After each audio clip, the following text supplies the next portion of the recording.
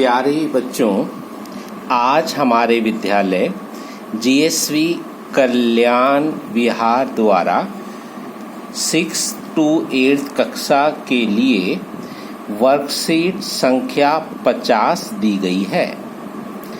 आज 1 सितंबर 2020 में हर 6 बच्चे को जो 6 to 8 में है इस वर्कशीट को पूरा करना था, परंतु अभी भी कुछ बच्चों को यह समझ नहीं आई। आइए एक बार सरल भाषा में हम इसे समझें।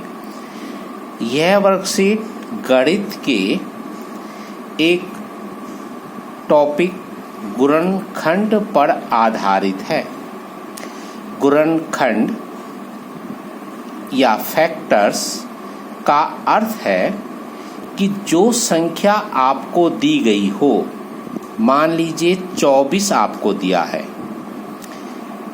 उसे गुणा के ऐसे 2 टुकड़ों में लिख के दिखाएं जिनका गुणनफल 24 आ जाए। जैसे यदि हम 24 के विषय में सोचें, 2 को 12 से गुणा करके हमें 24 मिल जाएगा, तो 2 और 12 इसके गुणनखंड हो गए।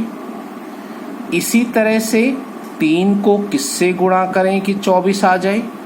जी हाँ, 3 को हम 8 से गुणा करें, 8 3 अट्ठे 24 हो जाएगा। तो 3 को 8 से गुणा कर भी 24 प्राप्त हुआ। इसका अर्थ है कि 24 के गुणनखंड 3 और 8 भी हो गए। 4 को हम किससे गुणा करें?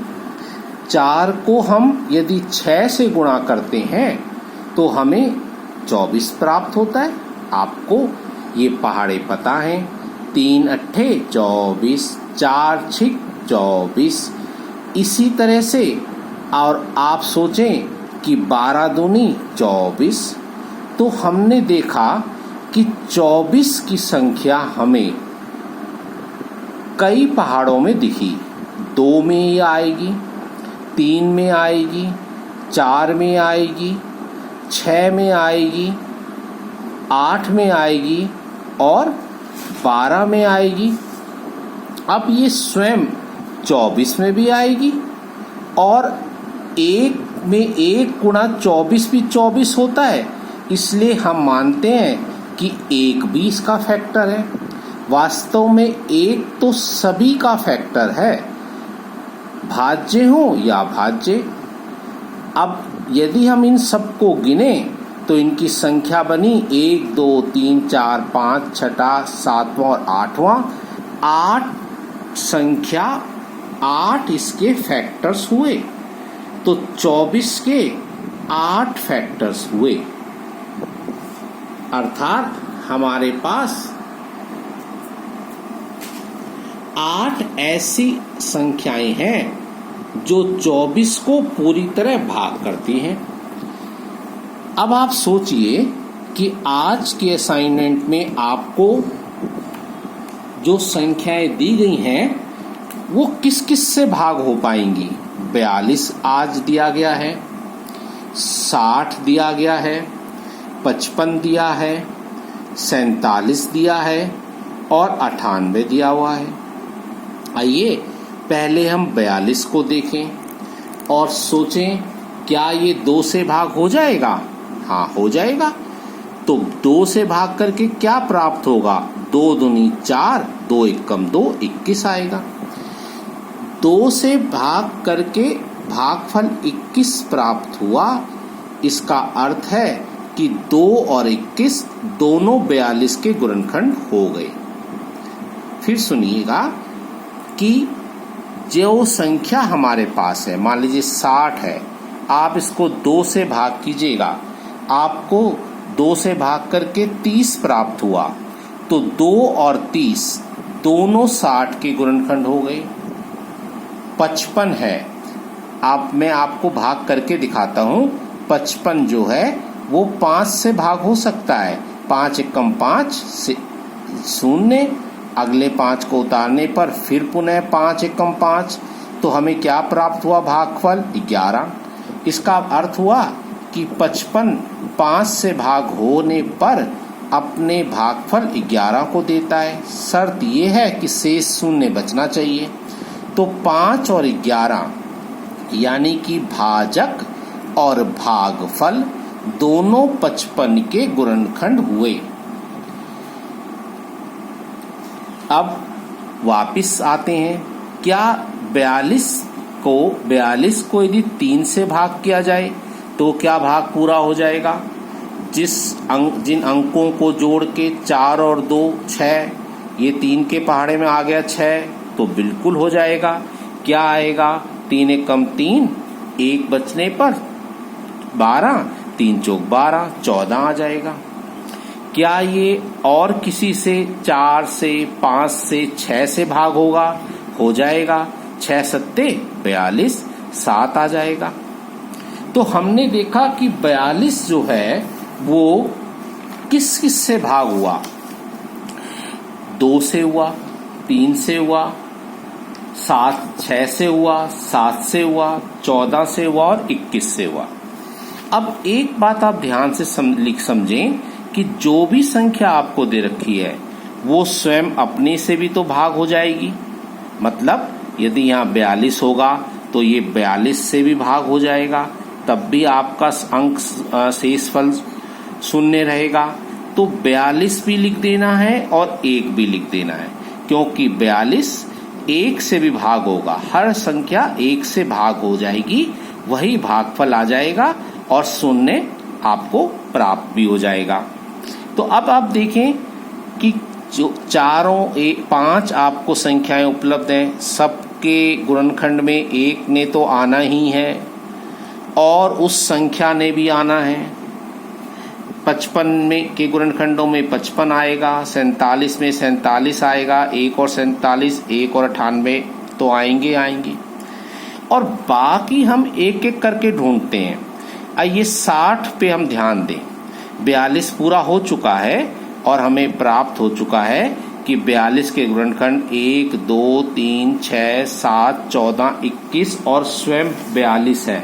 इसका अर्थ हुआ कि 8 गुणनखंड हैं। आइए 60 को देखें।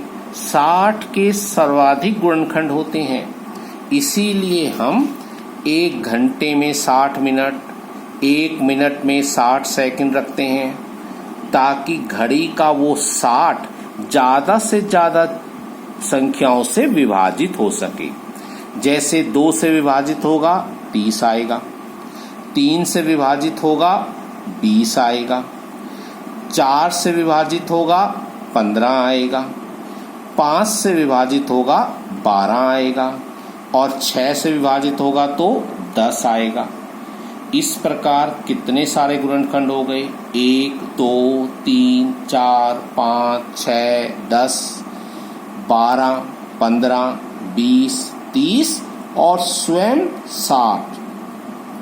तो इस तरह 60 के गुणनखंडों की संख्या हुई 12।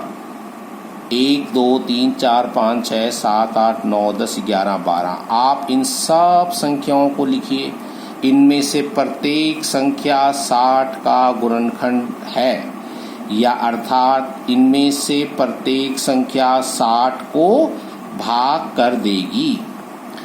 55 के गुणनखंड कम है, सिर्फ ये 5 से ही भाग हो पाया और भागफल 11 आया, तो 5 और 11 हुए।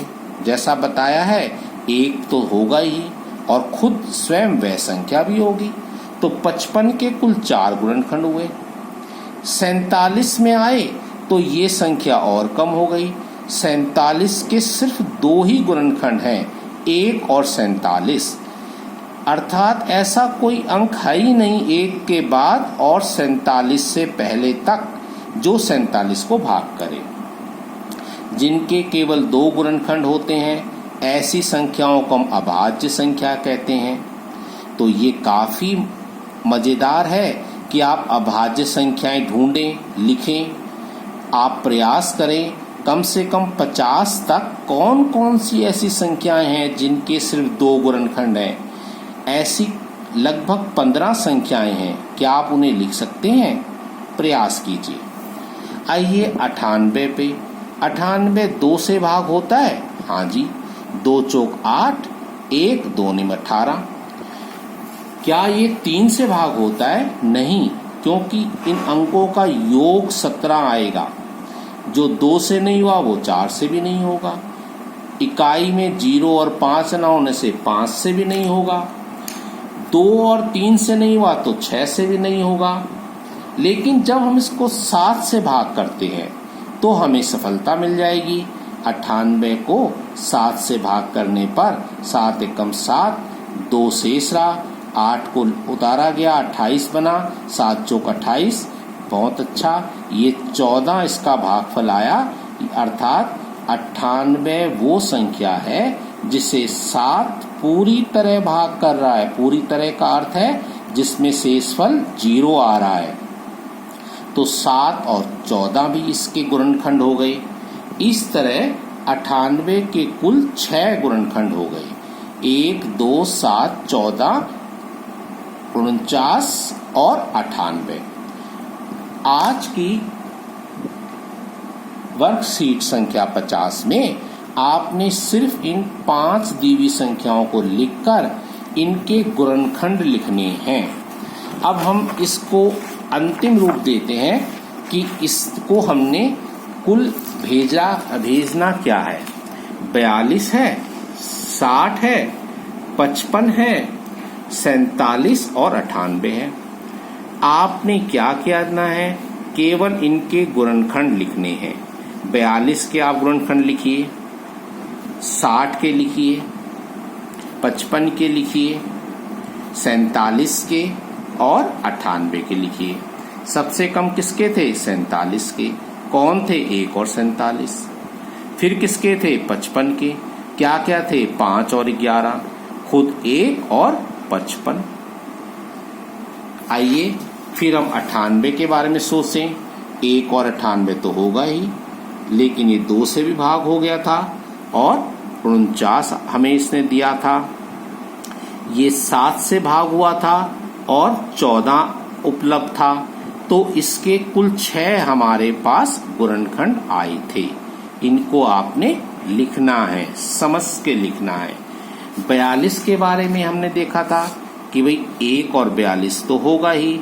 2 से भाग किए जाने पर इसने अपने को 21 भागफल दिया था। 3 से किए जाने पर इसने हमें 14 दिया था। 14 तिया 42।